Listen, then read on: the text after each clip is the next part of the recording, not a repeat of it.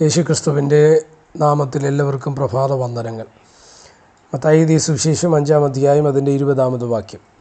നിങ്ങളുടെ നീതി ശാസ്ത്രിമാരുടെയും പരീശന്മാരുടെയും നീതിയെ കവിയുന്നില്ല എങ്കിൽ നിങ്ങൾ സ്വർഗരാജ്യത്തിൽ കടക്കുകയില്ല എന്ന് ഞാൻ നിങ്ങളോട് പറയുന്നു.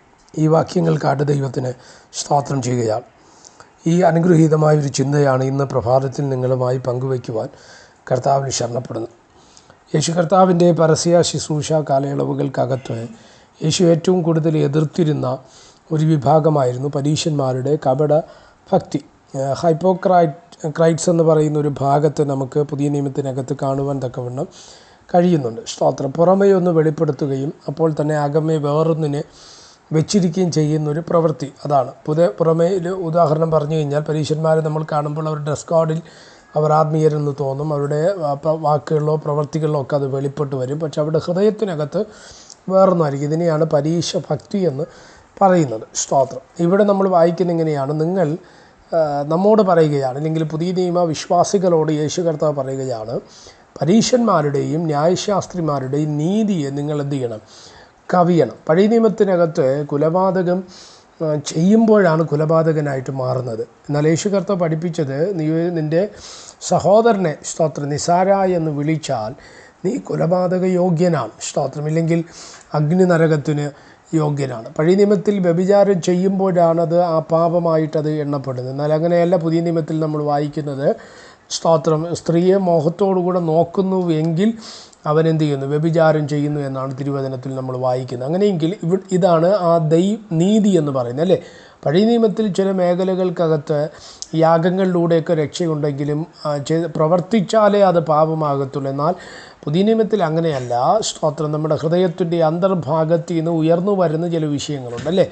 അതുകൊണ്ടാണ് ബൈബിൾ അങ്ങനെ പറഞ്ഞത്. സ്തോത്രം. അകത്തു നിന്ന് പുറത്തു നിന്ന് മനുഷ്യൻ്റെ അകത്തേക്ക് പോകുന്നതൊന്നും മനുഷ്യനെ അശുദ്ധമാക്കുന്നില്ല. എന്നാൽ ഒരു മനുഷ്യൻ്റെ അകത്തു നിന്ന് പുറത്തേക്ക് വരുന്നത് മനുഷ്യനെ അശുദ്ധനാക്കുന്നു എന്ന് പഠിപ്പിക്കുന്നുണ്ട്. അതാണ് ഇവിടെ വാക്യം നമ്മൾ വായിച്ചത്. നിങ്ങളുടെ നീതി ശാസ്ത്രിമാരുടെയും പരീശന്മാരുടെയും നീതി എന്ത് ചെയ്യണം? കവിയണം. അതിൻ്റെ 19 മുതലുള്ള വാക്യം നിങ്ങളൊന്ന് ശ്രദ്ധിച്ച്. ആകയാൽ ഈ ഏറ്റവും ചെറിയ കൽപ്പനകളിൽ ഒന്ന് അഴിക്കുകയും മനുഷ്യരെ അങ്ങനെ പഠിപ്പിക്കുകയും ചെയ്യുന്നവൻ സ്വർഗരാജ്യത്തിൽ ഏറ്റവും ചെറിയവനെന്ന് വിളിക്കപ്പെടും. അവ ആചരിക്കുകയും പഠിപ്പിക്കുകയും ചെയ്യുന്നവനോ സ്വർഗരാജ്യത്തിൽ വലിയവൻ. അപ്പം ആചരിക്കുക മാത്രമല്ല, അത് പഠിപ്പിക്കണം, അതനുസരിക്കണം. അപ്പം ചിലത് ആചരിക്കാൻ പഠിപ്പിക്കാൻ ചിലർ പരീശന്മാർ കൂടുതൽ അവർ പഠിപ്പിക്കുകയായിരുന്നു, അവർ ആചരിക്കത്തില്ല. അപ്പം അതായിരുന്നു ദൈവം കർത്താവ് പറഞ്ഞത്, അവരുടെ നീതിയെ നിങ്ങൾ കവിയണം.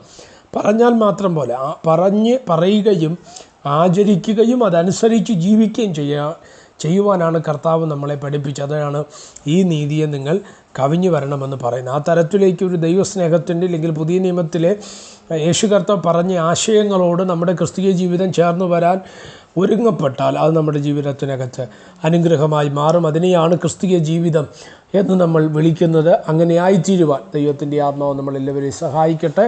പ്രാർത്ഥിക്കും. പരിശുദ്ധനായ ദൈവമേ, സ്വർഗീയ പിതാവേ, ഈ സന്ദേശത്തിനോട് സ്തോത്രം ചെയ്യുന്നു. ഈ സന്ദേശം കേൾക്കുന്ന എല്ലാ പ്രിയപ്പെട്ടവരെ തൃക്കരങ്ങൾ തരികയാണ്. അവിടുന്ന് ചെറുകടി മറച്ചാട്ട്, അനുഗ്രഹിച്ചാട്ട്, മാനിച്ചാട്ട്, ഉദ്ധരിച്ചാട്ട് എല്ലാ മഹത്വ കർത്താവിന് യേശു ക്രിസ്തുവിൻ്റെ അധികാരമുള്ള നാമത്തിൽ പ്രാർത്ഥനകളെ കേൾക്കണം. സ്വർഗീയ നല്ല പിതാവേ, ആമേൻ. എല്ലാവരെയും ദൈവം അനുഗ്രഹിക്കട്ടെ. God bless you.